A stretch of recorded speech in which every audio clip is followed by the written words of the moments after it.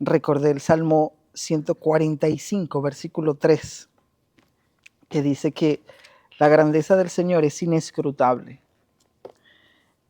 Él es grande, digno de suprema alabanza, y su grandeza es inescrutable. Es decir, no llegará un día en que nosotros alcancemos a comprender en pleno la grandeza del Señor. Para nosotros Él es infinito, Él es trascendente, y debemos persistir en conocerle a Él, en meditar con preguntas como esas, para esforzarnos en el conocimiento de Dios, en todas las áreas de la vida. Y es precisamente eso lo que quiero que hagamos en los próximos minutos, mientras meditamos en la palabra de Dios. Vamos a aprender la manera en que Dios responde a nuestras oraciones, o alguna de las maneras en que Dios puede responder a nuestras oraciones. Les pido que me acompañen en sus Biblias a Efesios capítulo 3. Efesios capítulo 3 recoge una de las oraciones más sublimes de toda la Biblia. Lo que Pablo pide allí por la iglesia en Éfeso es que ellos sean fortalecidos en el hombre interior con todo poder, para que entonces sean capaces de comprender en una mediana justa dimensión el amor que Dios ha querido tener para con ellos como iglesia. Pablo levanta esa oración en el contexto del argumento en cómo Dios ha hecho gala de su sabiduría para traer a los gentiles y unirlos con los judíos y hacer de ambos un solo pueblo. Ese es el argumento, y en ese contexto se halla la petición de Pablo por los Efesios, en Efesios capítulo 3. Ahora, al llegar a los versículos 20 y 21 de Efesios capítulo 3, nosotros vamos a conseguir allí una especie de doxología. Es como una declaración final de Pablo en la cual alaba al Señor y reconoce cómo el Señor es capaz de responder a nuestras oraciones a la luz de la obra que ha hecho. Es como una especie de declaración de confianza. Yo me atrevo a pedir lo que acabo de pedir por ustedes, Efesios, porque yo sé que Dios puede obrar de la manera en que describe en el versículo 20. Dice Efesios 3, versículo 20, y a aquel, son palabras de alabanza, y a aquel que es poderoso para hacer todas las cosas mucho más abundantemente de lo que pedimos o entendemos según el poder que actúa en nosotros. A Él sea gloria en la iglesia en Cristo Jesús por todas las edades, por los siglos de los siglos. Amén. Pero quiero que centremos nuestra atención en la primera frase del versículo 20. Él dice, démosle gloria, ¿a quién? A aquel que es poderoso para hacer todas las cosas mucho más abundantemente de lo que pedimos o entendemos. Cuando leemos un texto como ese, ¿cómo lo entendemos? ¿Qué significa ese texto para nosotros? Que si pedimos al Señor tal vez un vehículo del año 2015, Él nos va a dar uno del 2025. No, yo no creo que eso sea lo que signifique ese versículo. Ya hemos visto el contexto en el que se halla ese pasaje allí. En el versículo 10, Pablo ha explicado que la sabiduría de Dios ha quedado en evidencia delante de huéspedes espirituales o huéspedes angelicales por la forma en que Dios ha obrado, trayendo redención a toda su creación, no solo a los judíos, sino a los gentiles también. La idea es que el Señor, al contemplar la obra de Dios, al contemplar el poder de Él para hacer algo impensable para la mentalidad del tiempo de Pablo a los Efesios, el Señor ser capaz de traer redención a toda la humanidad, incluyendo a los gentiles, wow, Dios es capaz de hacer las cosas mucho más grandemente de lo que nosotros pedimos o entendemos. Dicho de otra manera, mis hermanos, en todos aquellos ruegos que son de acuerdo con la voluntad de Dios y que son significativos en el avance de su reino, el Señor puede responder en formas, en maneras y obras que nosotros ni siquiera imaginamos o ni siquiera llegaríamos a entender. Para explicarlo mejor, yo quiero valerme de un ejemplo en esta hora.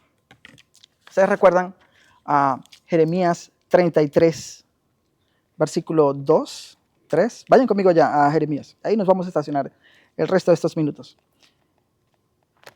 Jeremías 33, versículo 3. Algunos no sabemos ese texto de memoria. ¿Cómo dice Jeremías 33, 3? Léalo, quien lo tenga puede leerlo. Jeremías 33, 3. ¿Qué dice? Clama a mí y yo te responderé y te enseñaré cosas grandes, ocultas que tú no conoces. Ok, ahora sin versos Biblias. ¿Cómo dice el texto?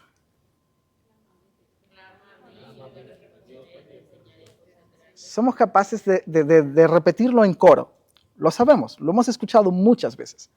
Ese texto es casi un paralelo a lo que acabamos de leer, ¿cierto? ¿Qué leímos por allá en Efesios 3, versículo 20? Y aquel que es poderoso para hacer todas las cosas mucho más abundantemente de lo que pedimos o entendemos, a Él sea la gloria. Y Jeremías acá dice, clama a mí, eso es el Señor hablando, clama a mí y yo te responderé y te enseñaré cosas grandes y ocultas que tú no conoces. Ahora, lo que nosotros muchas veces pasamos por alto es el contexto de Jeremías 33, versículo 3. Y el contexto es bastante aleccionador. Devuélvanse conmigo a Jeremías 32 y vamos a leer una historia que se halla allí. Bien interesante. Jeremías se halla allí en medio de Jeremías 32 como un preso político en el patio de la cárcel donde lo había colocado Sedequías, porque sencillamente la palabra predicada por Jeremías no se ajustaba a los intereses de Sedequías de ninguna manera, ¿sí? Lo que Jeremías le está predicando al pueblo en ese momento es que vendrán los caldeos, los babilonios, y van a sitiar Jerusalén, porque ya han tomado el resto de Judea o de Judá, y solo resta Jerusalén. Bueno, esa es la capital. Jerusalén será tomada también. Y tú, Sedequías, vas a ser llevado cautivo con los babilonios. Este es el contexto. Sedequías se opone a la profecía de Jeremías y lo mete preso. ¿Okay? Estando preso, leemos entonces desde el versículo 6 de Jeremías 32 lo que comenzó a suceder, ¿sí? en ese evento de su vida. Jeremías 32, 6 dice que dijo Jeremías, palabra de Jehová vino a mí diciendo, he aquí que Hanameel, hijo de Salum, tu tío, viene a ti diciendo, cómprame mi heredad que está en Anatot, porque tú tienes derecho a ella para comprarla. Lo que está sucediendo allí es que un primo de Jeremías, el Señor le va a decir, va a venir un primo tuyo y te va a ofrecer en venta una propiedad que él tiene. ¿Ok? Eso es lo que está pasando allí. Versículo 8.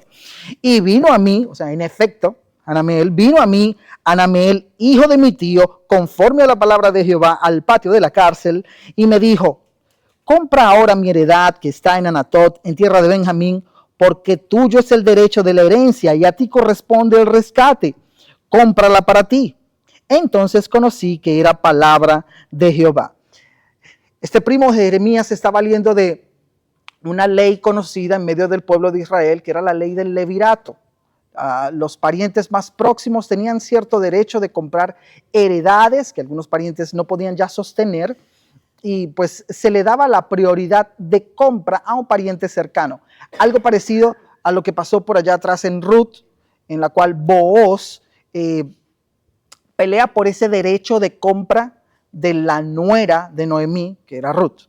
Es lo mismo lo que está sucediendo aquí. Por esto este primo se acerca a Jeremías a ofrecerle la heredad en venta. Versículo 9. Y compré la heredad de Hanameel, hijo de mi tío, la cual estaba en Anatot, y le pesé el dinero, 17 siclos de plata. Voy a leer rápido, pero traten de prestar atención a lo que está sucediendo, ¿ok? Y escribí la carta y la sellé y la hice certificar con testigos y pesé el dinero en balanza. Tomé luego la carta Tomé luego la carta de venta sellada según el derecho y costumbre y la copia abierta. Y di la carta de venta a Baruc, hijo de Neherías, hijo de Maasías, delante de Anameel, el hijo de mi tío, y delante de los testigos que habían suscrito la carta de venta, delante de todos los judíos que estaban en el patio de la cárcel. Y di orden a Baruc delante de ellos diciendo, así ha dicho Jehová. Es decir, él llevó a cabo todo un debido proceso en la compra de esta propiedad. Y está realizando este ritual delante de muchos judíos presentes allí. Versículo 13. Y di orden a Baruc delante de ellos diciendo, así ha dicho Jehová de los ejércitos, Dios de Israel. Es como que Jeremías estuviese diciendo, estoy llevando a cabo todo este debido proceso por la voluntad de Dios. Versículo 14. Así ha dicho Jehová de los ejércitos, Dios de Israel.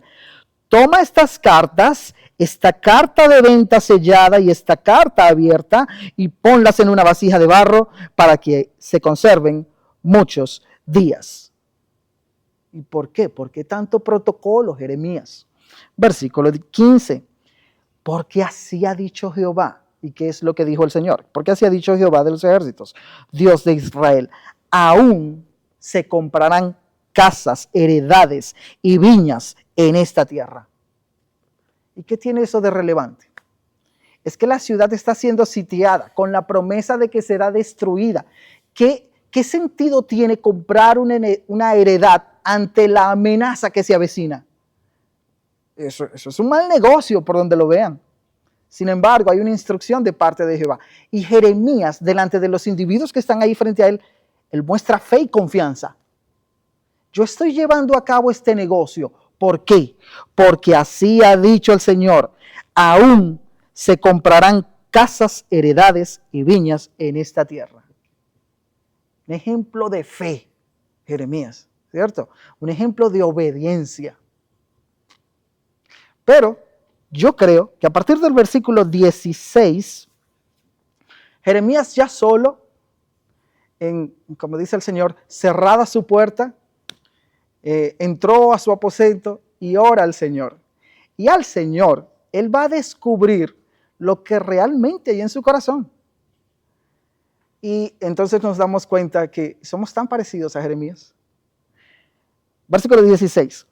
Y después que di la carta de venta a Baruc, hijo de Neherías, oré a Jehová diciendo, esa es la oración de Jeremías, oh Señor Jehová, he aquí que tú hiciste el cielo y la tierra con tu gran poder y con tu brazo extendido.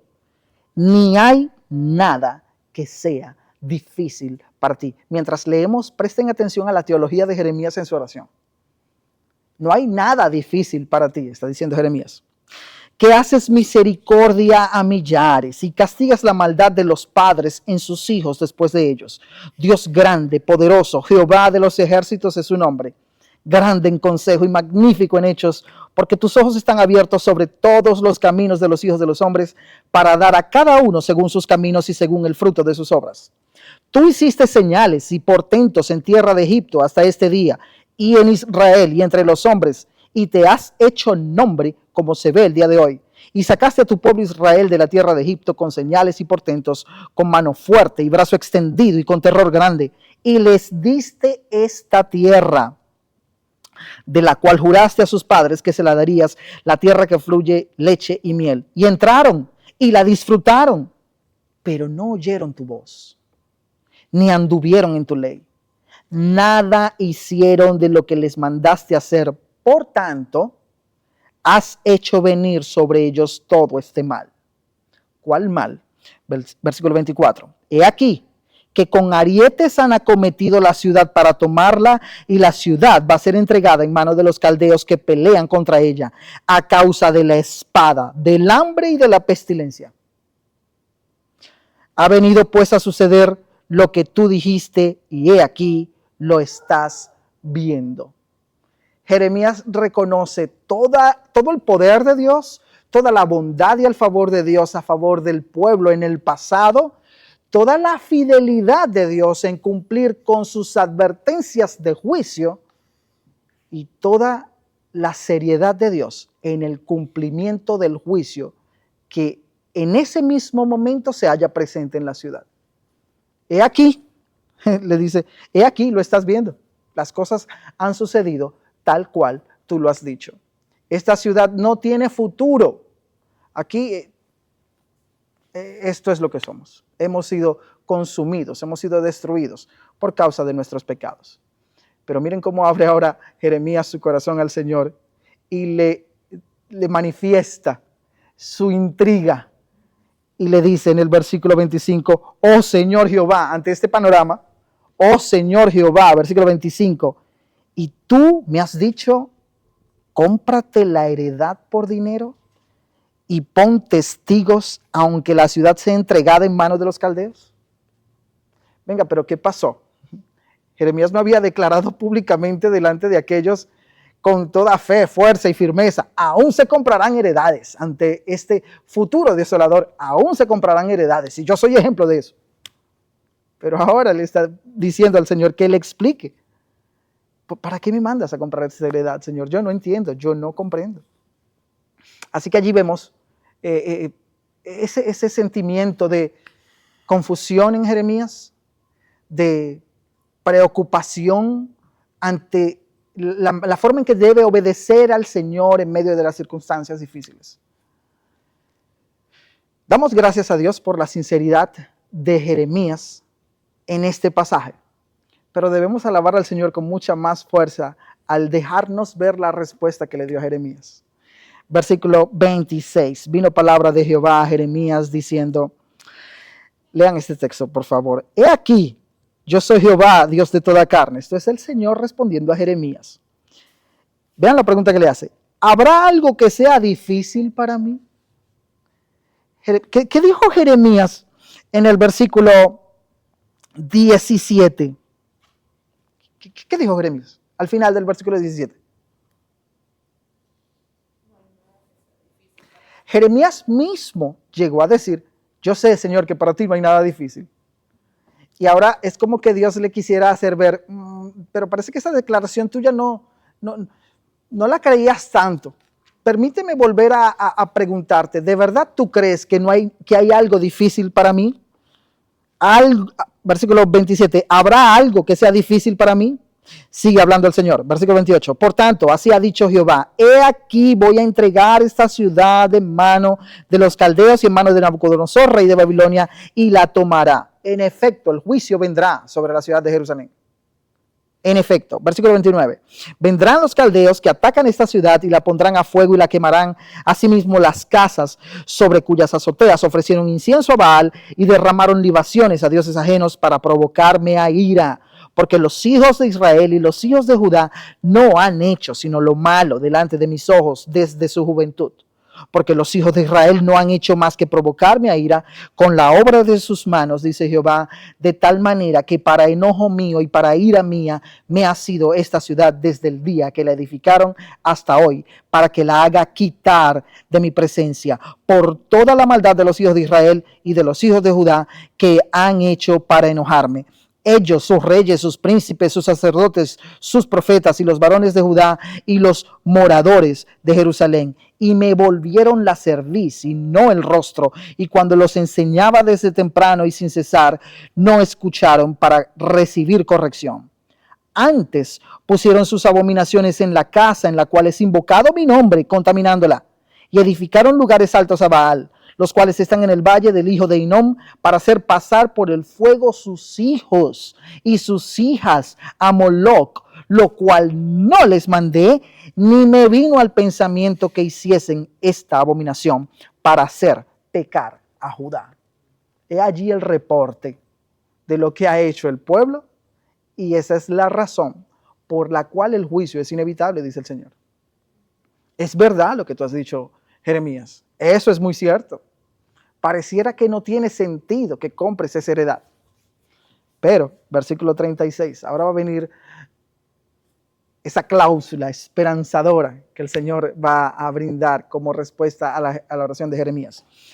Y con todo, es decir, como que a pesar de todo esto Lo haré y volver, con todo, lo haré volver. ahora, así dice Jehová, Dios de Israel, a esta ciudad de la cual decís vosotros, entregada será en manos del rey de Babilonia, a espada, a hambre y a pestilencia.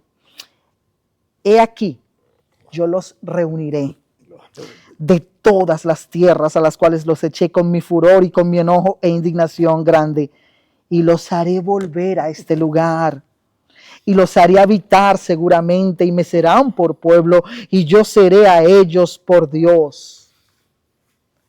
Es que el Señor iba a corregir el problema de raíz. ¿Cómo? Versículo 39, y les daré un corazón y un camino para que me teman perpetuamente, para que tengan bien ellos y sus hijos después de ellos. Y haré con ellos un pacto eterno que no me volveré atrás de hacerles bien, y pondré mi temor en el corazón de ellos para que no se aparten de mí, y me alegraré con ellos haciéndoles bien, y los plantaré en esta tierra en verdad de todo mi corazón y de toda mi alma. Porque así ha dicho Jehová, como traje sobre este pueblo todo este grande mal, así traeré sobre ellos todo el bien que acerca de ellos hablo. Y poseerán heredad en esta tierra de la cual vosotros decís, está desierta, sin hombres y sin animales, es entregada en manos de los caldeos. Heredades comprarán por dinero y harán escritura y la sellarán y pondrán testigos en tierra de Benjamín y en los contornos de Jerusalén y en las ciudades de Judá y en las ciudades de las montañas y en las ciudades de la Cefela y en las ciudades del Negev, porque yo haré regresar sus cautivos, dice Jehová. Al ver la respuesta, Jeremías tuvo que concluir, ahora entiendo que no era tan sin sentido el comprar la heredad. Y ya vamos a explicar por qué. Es en ese contexto que se halla Jeremías 33, versículo 3. Porque Jeremías 33, versículo 3, forma parte de una segunda respuesta que el Señor trae a Jeremías, pero en ese mismo contexto. Vean cómo comienza Jeremías 33, 1. Vino palabra de Jehová a Jeremías la segunda vez. ¿La segunda vez de qué? La segunda vez en respuesta a su oración inicial. Jeremías está estructurado no de forma cronológica. Por eso es que leer Jeremías es un tanto complicado, porque Jeremías pareciera haber organizado el contenido de su profecía de forma temática, entendiendo que algunos temas debía agruparlos sin importar el orden cronológico. Pero esta sección de acá sí es cronológica. ¿Ok? Esta Jeremías 33 en orden cronológico está bien situado después de Jeremías 32. Dice que vino palabra de Jehová a Jeremías la segunda vez, estando él aún preso en el patio de la cárcel, diciendo, así ha dicho Jehová, que hizo la tierra, Jehová que la formó para firmarla, Jehová es su nombre. ¿Qué dijo el Señor? Versículo 3, 2 puntos. Esto es lo que dijo el Señor. Clama a mí y yo te responderé y te enseñaré cosas grandes y ocultas que tú no conoces. Es como que el Señor en su gracia y misericordia no le brindó una respuesta clara a Jeremías en su primera respuesta, y luego en este tiempo vuelve y es como que atrajese a Jeremías y le dijera, Jeremías, permíteme aclararte un poco más las cosas. Cuando tengas intriga, dudas con respecto a mi obrar en medio de ti, ora, ruega a mí y yo voy a mostrarte cosas grandes que tú ni siquiera comprendes o entiendes. Clama a mí, yo te responderé y te enseñaré cosas grandes y ocultas que tú no conoces. Y le va a brindar una razón, versículo 4 del capítulo 33. Porque así ha dicho Jehová, Dios de Israel, acerca de las casas de esta ciudad y de las casas de los reyes de Judá, derribadas con arietes y con hachas en ese momento. Dice el versículo 5, porque vinieron para pelear contra los caldeos, para llenarlas de cuerpos de hombres muertos, a los cuales herí yo con mi furor y con mi ira, pues escondí mi rostro de esta ciudad a causa de toda su maldad. He aquí, yo les traeré sanidad y medicina y los curaré y les revelaré abundancia de paz y de verdad. Hasta allí la historia. Y nos preguntamos, ¿qué podemos aprender nosotros de una historia como esa? Mis hermanos, Jeremías fue una señal. una señal. Jeremías fue establecido no para que viviese para él mismo realmente. Dios le demandó obediencia a Jeremías, una obediencia que no iba a ser traducida necesariamente en beneficio de Jeremías. Dios le demandó obediencia a Jeremías para que él sirviera como un instrumento que iba a ilustrarle al pueblo las glorias del nuevo pacto. Cuando nosotros vemos, perdónenme si en mi lectura fui apresurado, pero es que estamos cortos de tiempo, pero si ustedes leen en casa más pausadamente Jeremías 32, la fraseología utilizada es la misma fraseología de la promesa del nuevo pacto en el capítulo 31. Y lo que el Señor le está mostrando aquí a Jeremías son las glorias futuras del nuevo pacto para el pueblo de Dios. Jeremías fue establecido para que él sirviese como una señal. Es decir, Jeremías vino a esta vida a vivir porque sería un instrumento en las manos de Dios que sirviera como señal al pueblo de Dios. Jeremías no se le concedió, en el capítulo 15 pueden ver, que a Jeremías se le ordena que no se case, que no tenga hijos, porque no, y punto, porque así lo demandó el Señor. Jeremías estaba supuesto a vivir, pero no para sus deleites, no para sus placeres, proyectos, sueños o metas personales. Él estaba supuesto a vivir para la gloria de Dios. Y si eso se traducía en vivir en forma mediocre a los ojos de Dios, él lo iba a hacer por obediencia al Señor. Ponte en los pies de Jeremías. Y imagínate que públicamente debes llevar a cabo una transacción comercial del tipo de la que tuvo que hacer Jeremías. Seamos honestos, nadie quiere parecer tonto a los ojos de los demás, ¿cierto? No queremos. Queremos que nos vean como gente muy ducha haciendo negocios. Pero ¿y si hubiésemos estado viviendo en tiempos de Jeremías? ¿Habríamos obedecido al Señor? En ese aspecto, Jeremías fue un muy buen ejemplo de aquel que pierde su vida para ganarla. Él se niega a él mismo por la gloria de Dios. Piensa en esta pregunta y con esto terminamos, mis hermanos. ¿Qué si nosotros hemos sido escogidos por Dios para formar parte de algo más significativo en el avance de del reino de Dios? ¿Cómo ves tú el hecho de que Dios te haya escogido a ti desde antes de la fundación del mundo? ¿No te has preguntado para qué me escogió Dios? ¿Qué papel tomo yo en el avance del reino de Dios? ¿Cuál es mi rol en el avance del reino de Dios? Porque decimos ser parte del cuerpo de Cristo y no hay un miembro del cuerpo de Cristo que sea estéril o no está supuesto a hacerlo. ¿Qué rol tomamos nosotros en el avance del reino de Dios? ¿Qué si hemos entonces, a la luz de esa pregunta, una segunda, qué si hemos sido escogidos para formar parte de algo más trascendente que solo nuestras vidas, que muchas veces pretendemos vivir de forma egoísta y muy centrada en nosotros mismos? ¿Qué si fuimos escogidos para formar algo, parte de algo más trascendente? Que el Señor nos ayude a que nosotros aprendamos a discernir la forma en que debemos orarle a Él y estemos preparados para recibir una respuesta clara de parte de Dios, que puede ser mucho más abundante y puede contener mucha más bendición de la que nosotros esperábamos o siquiera pudiésemos entender. Oremos con esa conciencia al Señor, oremos que el Señor nos conceda poder genuinamente discernir su poder en medio nuestro en la forma en que Él responde a nuestras oraciones. Amén. Gracias al Señor.